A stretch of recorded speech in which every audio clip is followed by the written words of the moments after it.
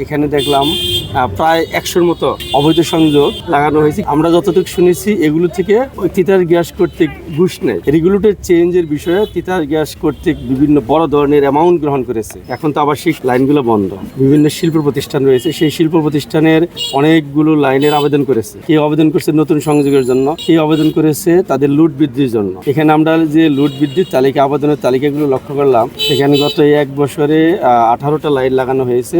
আবেদন করেছে অনেকগুলো লাইন, সেখানে পিছনে যারা আবেদন করেছে তারাও আগে পেয়ে গেছে। তার মানে এখানে আমরা ধরতে পারি যদি এগুলো বোর্ডের অনুমোদন হয়, কিন্তু এখানকার আবেদন ছাড়া, ফরওয়ার্ডিং ছাড়া তো এগুলো পাস হয় না সাধারণত। তাহলে এখানে আমরা কাগজপত্র দেখে আমরা প্রমাণ করতে পারবো যে আসলেই পিছনের সিরিয়ালের থেকেও কিভাবে সে আগে শিল্পাঞ্চলের লাইন পেল। এখানে যে অভিযোগ হয়েছে টাকার বিনিময়ে তারা পিছন থেকে আবেদন করেও তারা আগে লাইন পাচ্ছে, আগে যারা আবেদন করছে তারা টাকা দিতে পারতেছে না, বিদায়ী তারা কোনো লাইন পাচ্ছে না।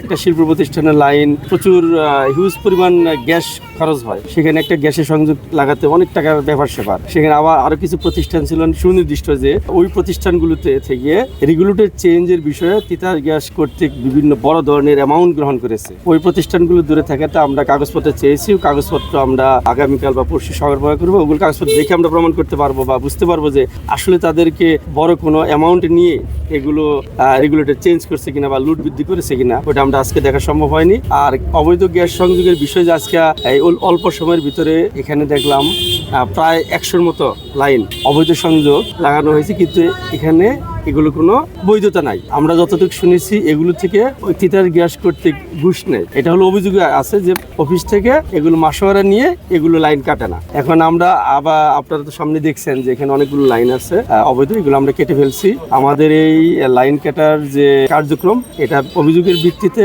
আর আমাদের দুদক হেড অফিসের অনুমোদনের ভিত্তিতে এই লাইন কাটার অব্যাহত থাকবে। আর এই যে প্রাথমিক যে অভিযোগের সত্যতা পেলাম, বকেয়া থাকার পরেও তাদের লাইন কাটতেছে না, অবৈধ লাইন থাকার পরে গ্যাস অফিস কর্তৃক কাটতেছে না, তারপরে অগ্রিম যারা আগে আবেদন করছে পরে আবেদন করার পরেও তাদের লাইন সংযোগ নিয়েছে, এগুলো যে প্রাথমিক সত্যতা আমরা পেয়েছি, এগুলোর বিষয়ে আমরা আইনানুগ ব্যবস্থা গ্রহণ করবো ইনশাল্লাহ। আর এগুলোর বিষয়ে ইনশাল্লাহ দুদক অ্যাক্টিভ ভূমিকা পালন করতেছে, আরো পালন করবে।